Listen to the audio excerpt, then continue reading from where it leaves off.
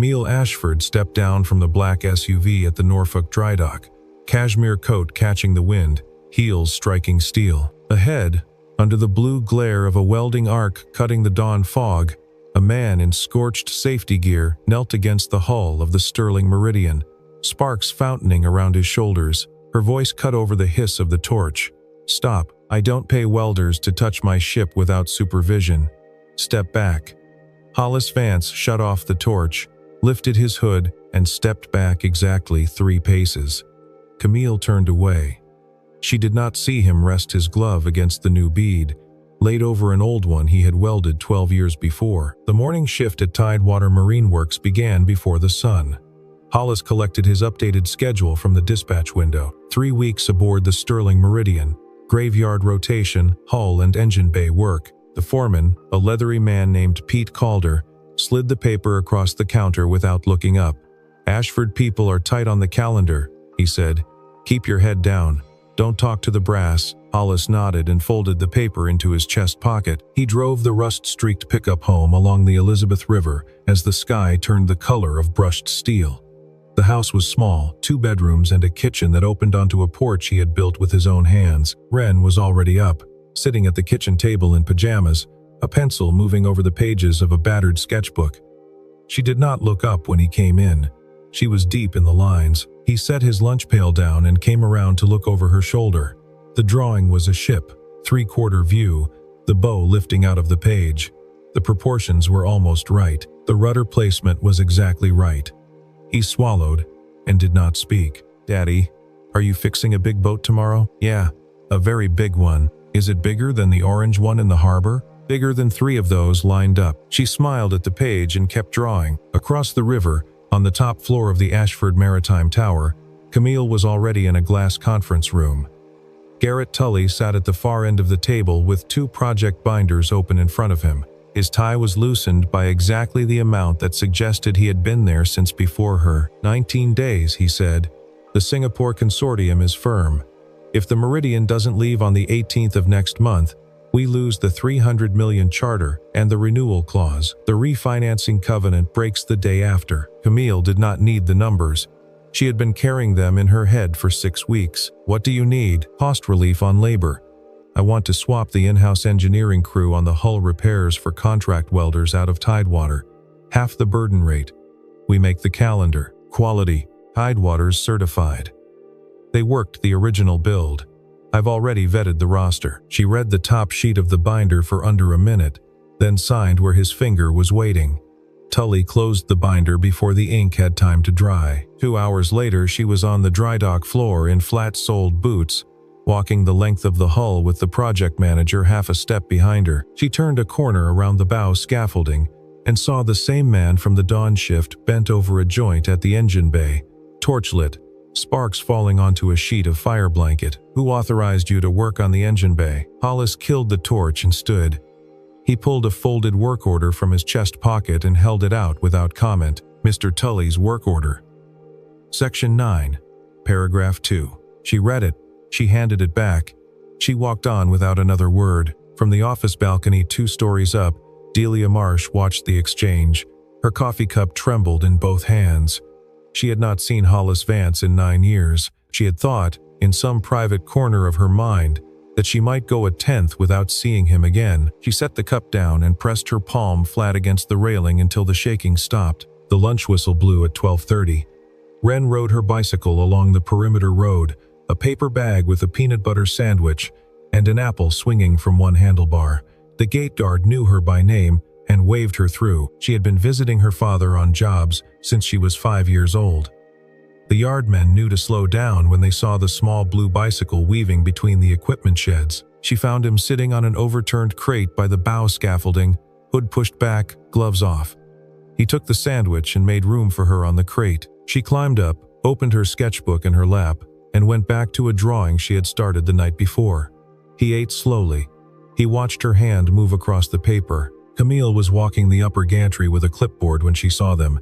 A child should not have been on the dry dock floor. She started toward the access ladder to send a foreman down, and then she paused at the rail because the angle gave her a clear view of the sketchbook. The drawing was a wheelhouse, cutaway. The proportions of the chart table relative to the helm were correct.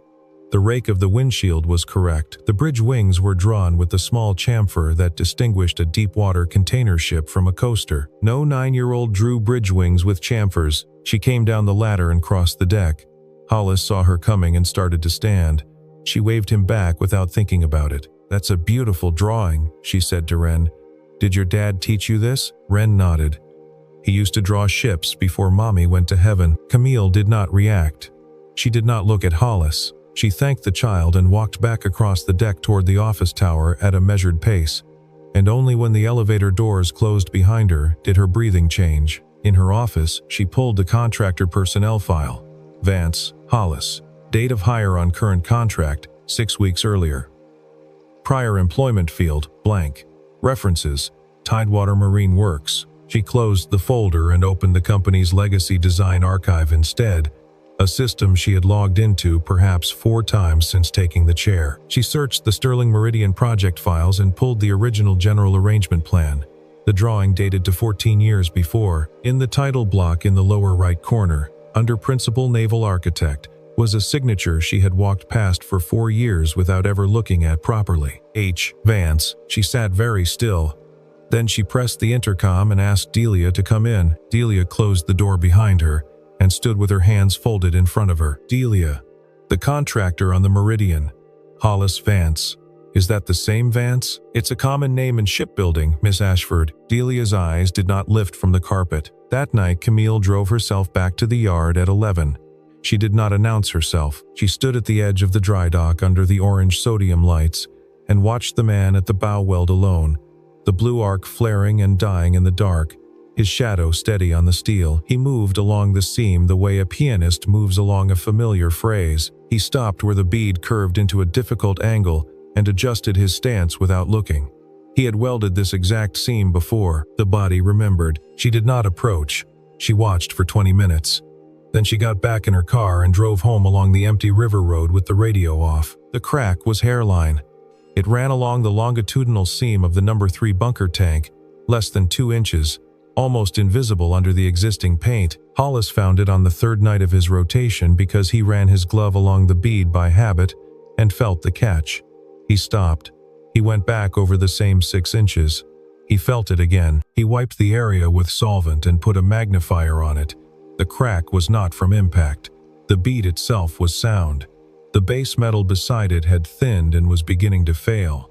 The plate was off spec. Lower-grade steel had been substituted somewhere in the supply chain, and not recently. The corrosion pattern said at least a year. He photographed it, wrote out a discrepancy report by hand on a yellow form, and walked it to the foreman's shack before dawn. Pete Calder read it twice and rubbed his face and called Tully. Tully called back within 20 minutes. Pete listened, hung up, and looked at Hollis across the desk. He says, "Patch it. Don't escalate." He says, "We don't have time. I'm not signing the completion tag on that bunker." "Hollis, I'm not signing it." Pete looked at him for a long moment. Then he shrugged and pushed the form back across the desk. "Your name. Your call." Tully came down to the dry dock himself at 11 that morning in a suit that did not belong on a deck. 2 foremen and 4 welders were in earshot, and he made sure of it. "You are a contract welder, Mr. Vance. You are not a structural engineer. You are not the owner of this vessel. You sign the damn tag or you are off the job by lunchtime, and you will not work another Tidewater contract on the eastern seaboard. Do we understand each other?" Hollis took off his welding gloves slowly and set them on top of his helmet. "I understand you fine." He did not sign. By 2 o'clock, Delia had walked the photographs and the unsigned discrepancy report up to Camille's office without being asked. Camille read the report twice. Then she picked up the phone. "Send Mr. Vance to my office. Now." "Not to the conference room. To my office." Hollis came up in his work clothes, boots scuffed, a thin line of carbon on the side of his jaw.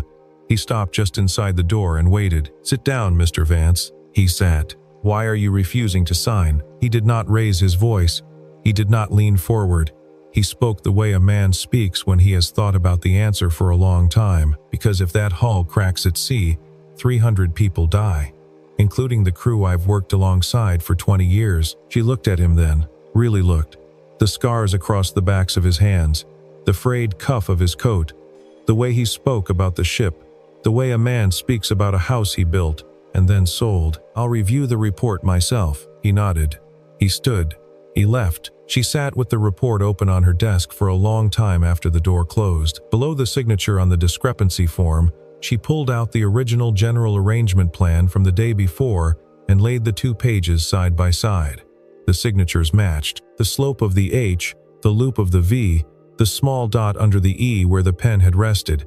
The same hand had written both, 12 years apart. She drove herself to his house the next evening. The address in the contractor file led her down a gravel road off Route 17, through pine scrub, to a small wooden house set back from the Elizabeth River with a porch light burning yellow against the dusk.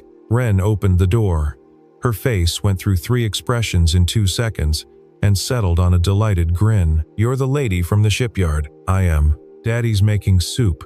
Do you want some?" Hollis appeared behind his daughter, dish towel over one shoulder, expression unreadable. He looked at Camille for a long moment, then stepped aside. "Come in." The house was warmer than she had expected. Books on shelves built into the wall, a wood stove in the corner, a long pine table that had been sanded smooth by years of elbows.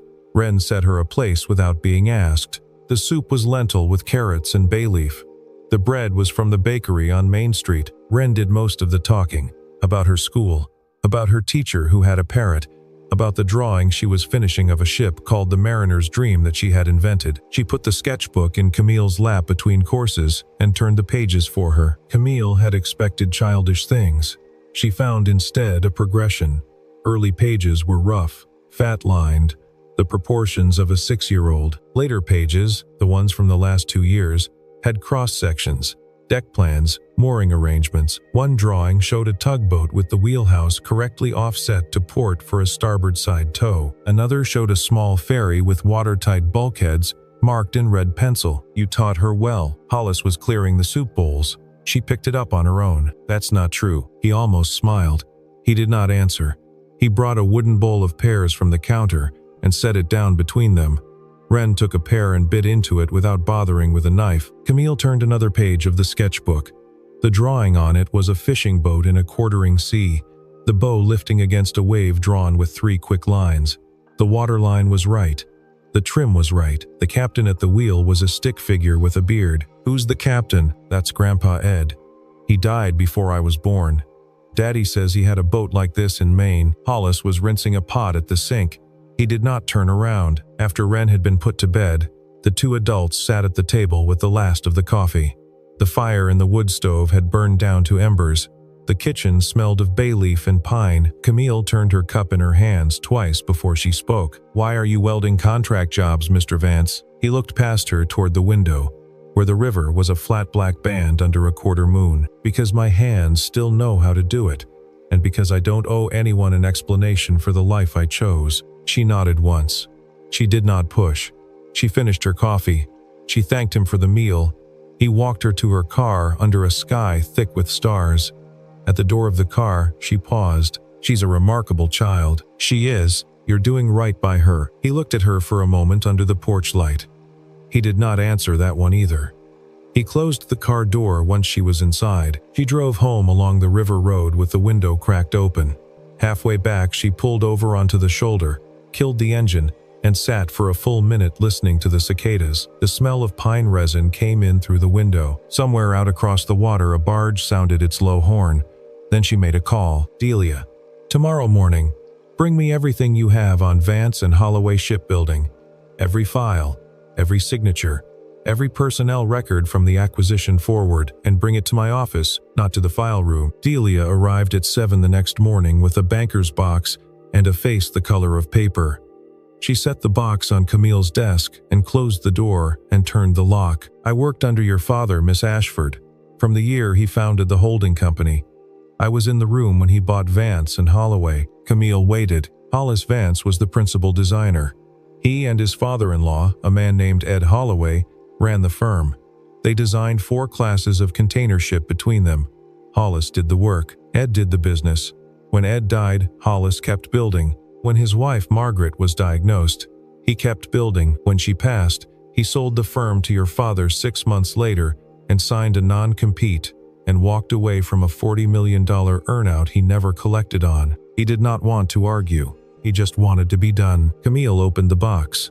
The top folder was a patent registration. United States Patent Office. Double hull crack arrest system assigned to Vance and Holloway. Inventor H. Vance, dated 9 years before the Sterling Meridian was launched. The next folder was the bid package for the Meridian itself. The third was the construction log. Hollis's name appeared on every approval signature for the structural sections. She turned the last page and looked up. The bunker tank seam. Whose decision was the steel substitution? Delia's hands went still in her lap. Mr. Tully signed the purchase order for the upgrade refit last winter. The plate came from a Houston supplier the firm had never used before. The bid was 22% below the next lowest. I flagged it in writing. Mr. Tully told me he had it under control. He copied me out of the chain the following week. Camille picked up the phone. This is Camille Ashford. I need an emergency independent structural audit of the Sterling Meridian. Full hull. By tonight. I want the firm out of Newport News, not the one we usually use, and I do not want Mr. Tully copied on any communication. Bill it to my personal account if you have to. She hung up. Delia was still standing. Thank you, Delia. Delia nodded and left. Tully caught Delia in the hallway by the elevators. He did not raise his voice. He did not have to. Whatever she's planning, you stop it. Or you are done in this industry. Do you understand me, Delia? Delia nodded. She walked to her desk. She sat down. Her hands were shaking so badly she had to fold them into her lap to make them stop. That night, Camille drove to the dry dock again.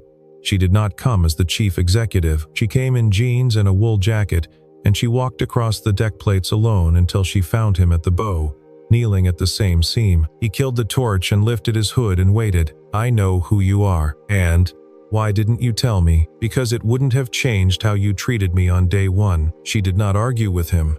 She had no ground to stand on. She turned and walked back across the deck toward her car, and the sound of her footsteps on the steel plates was the only sound in the yard. The independent audit report landed on Camille's desk at 6 o'clock in the morning 2 days later. She read it standing up. She did not sit down for the rest of the morning. She read it twice through, and then a third time with a yellow highlighter, and by the time she was done, the executive summary was the color of egg yolk, 11 points of concern along the hull, all in the longitudinal seams of the bunker and ballast tanks, all in zones where the steel had been substituted during the previous winter's refit. Probability of structural failure under loaded transoceanic conditions, 61% within the first 2 voyages. The auditors had used the word catastrophic exactly once in the executive summary. They had also used the phrase irresponsible substitution of structural grade plate in the technical findings. She called an emergency board meeting for noon. She had 9 directors on her board. 5 of them were old allies of her father. 4 were her own appointments. Tully had cultivated 3 of the 5 old guards for the better part of a decade. He had played golf with 2 of them on Sundays, for as long as anyone in the building had been employed there. He came in prepared. He had a counter-report from a marine surveyor on retainer that called the audit alarmist. He had a timeline that showed the Singapore charter collapsing if the Meridian was pulled. He had a quiet, weary tone that suggested Camille was overreacting under the pressure of her first crisis. He spoke to the room without ever looking at her directly. He used the word emotional twice in the first 3 minutes. The vote went 5-4 against pulling the ship. 1 director abstained. Camille had her hand on the gavel, and her voice in her throat when the conference room door opened. Delia walked in. She was not on the meeting list. She carried a manila folder. She closed the door behind her with both hands and stood for a moment with her back to it. Her face was composed. Her knuckles were white. She crossed to the table and set the folder on the table in front of Camille. Inside were printed emails, 2 years of them, between Tully and the Houston steel supplier. There was a separate agreement attached. The supplier had paid Tully a personal commission of 9% on the contract value, routed through an LLC registered to Tully's brother-in-law in Nevada. I should have spoken up the day Mr. Vance left, Delia said. Her voice did not shake. I won't make that mistake twice. Tully stood up. This is fabricated. The director who had abstained pulled the top email toward himself. He had been the chief financial officer under Camille's father for 15 years. He knew Tully's digital signature better than anyone in the room. He looked up at Tully and did not look away. He slid the second email out from under the first and read it without expression, and then he set it down very deliberately on top of the first. The vote was retaken. The 5 became 1. Tully was suspended pending investigation by the close of business. Camille did not look at Tully. She looked at Delia, and she nodded once, and Delia nodded back, and that was the only thank you that needed to pass between them. Camille asked the board to stay seated. She made one phone call from the head of the table. Hollis arrived 20 minutes later in his work clothes. He stopped inside the door and did not sit down. "Mr. Vance," she said. The directors turned to look at him. "Can you lead the repair? As designer, not as contractor? With full structural authority, full budget, and the in-house engineering team reporting to you." He looked at her for a long moment. "Only if Wren can visit the shipyard whenever she wants." A few of the directors blinked. Camille did not. Done.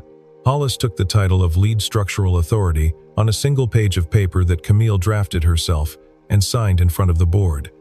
He did not ask for an office. He did not ask for a salary number. He asked for the union welders he had worked with on the original build, the ones still in Norfolk. Camille got him every name on his list by the end of the day. The repair began the next morning at 5. Hollis worked the longest hours of any man on the deck. He slept 4 hours a night on a cot in the foreman's shack.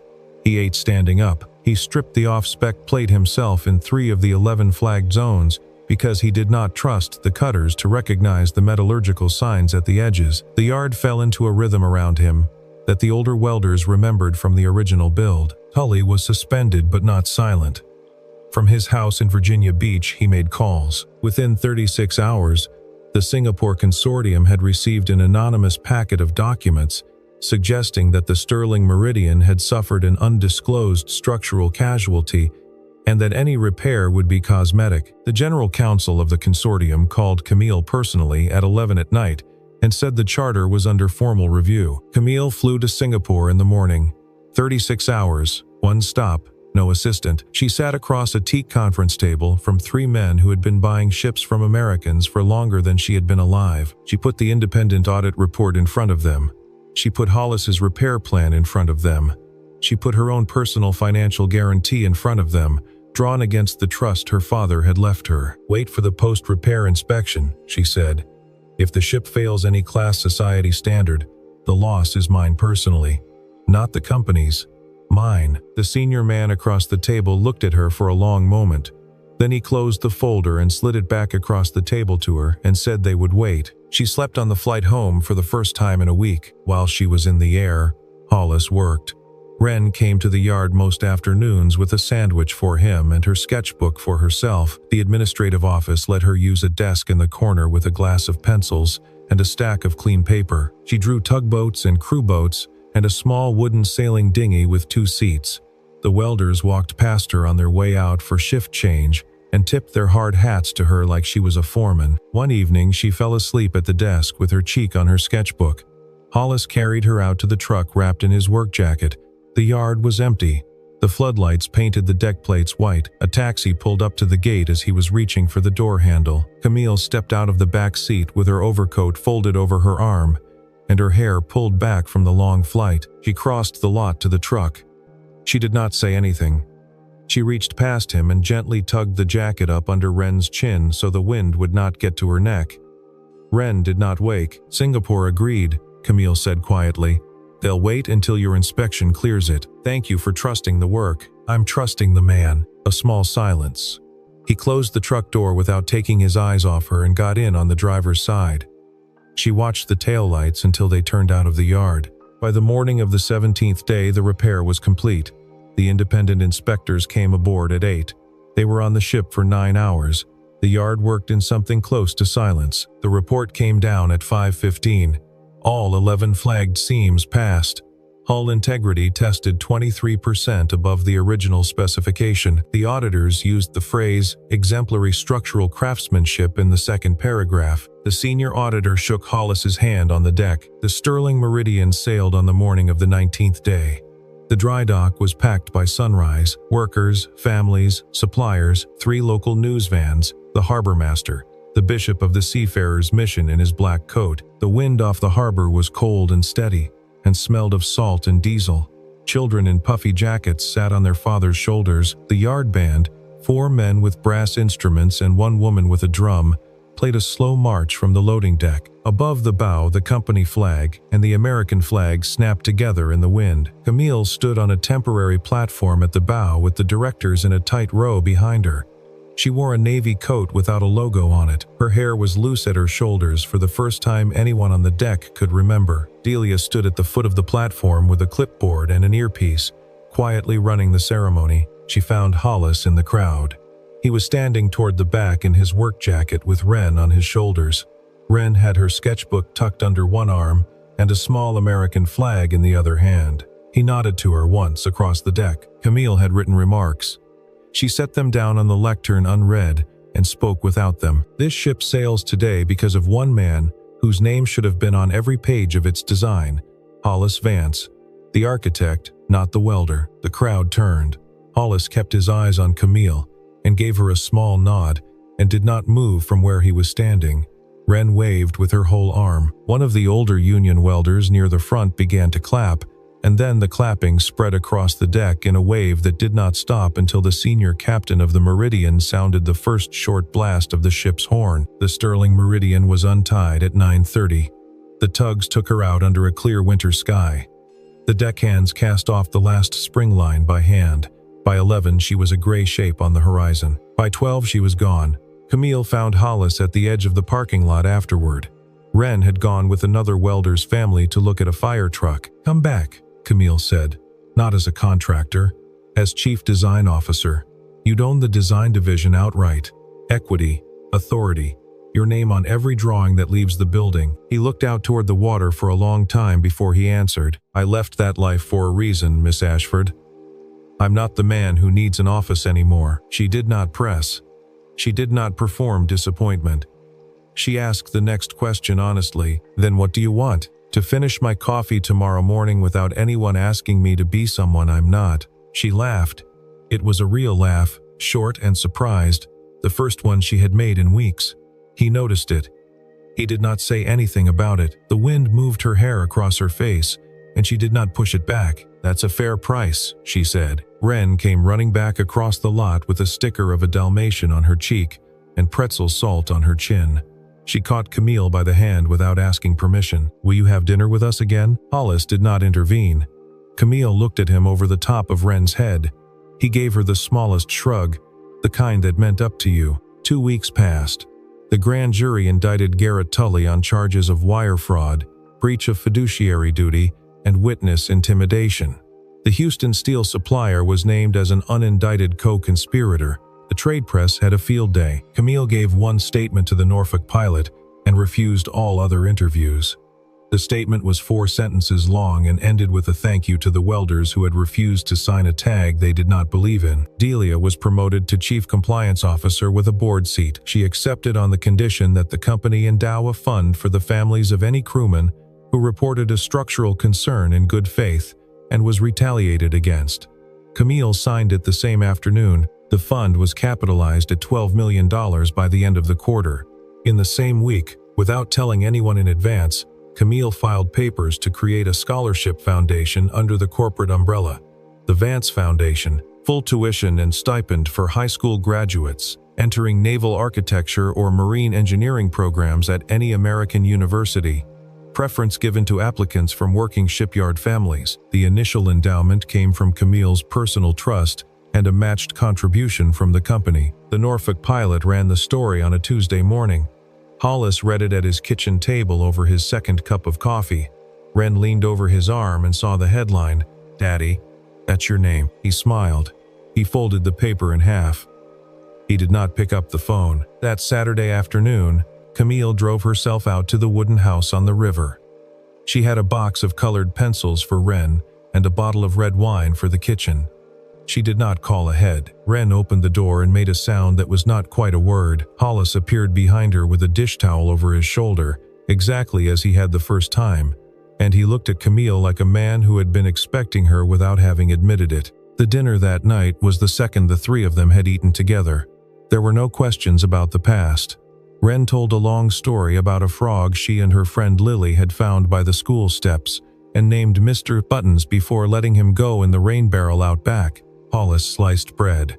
Camille poured water into the child's glass first, the way Wren had taught her to without ever saying so. The wine stayed in its bottle on the counter. No one mentioned it, and no one opened it.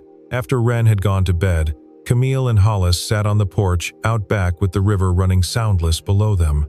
The night was cold but not bitter. He had brought out 2 wool blankets without asking and laid one across the back of her chair. 5 minutes passed in which neither of them spoke. A heron called once from the reeds and then was quiet. Finally he said, "You didn't have to name the foundation after me. I didn't do it for you. I did it for the next welder I might walk past without seeing." He turned his head and looked at her. She did not look back. She was looking at the river. 6 months later, the Sterling Meridian had completed 3 Trans-Pacific runs without incident. The class society had moved the entire Ashford fleet to a higher inspection tier on the strength of the post-repair audit. 3 new commercial contracts had been signed. The refinancing covenant was no longer the only thing in Camille's calendar. She did not come to the dry dock in cashmere anymore. She wore canvas jackets in the winter and a long-billed cap in the summer. She knew the names of more than 30 men and women on the yard floor. She still ran the meetings. She ran them differently. The first hour of every Monday was set aside for any worker in any role to bring a structural concern directly to her without going through their foreman. The first month, no one came. The second month, 3 did. By the 6th month, the slot was booked out 2 weeks in advance. Hollis still took the occasional welding contract. He did not need the money.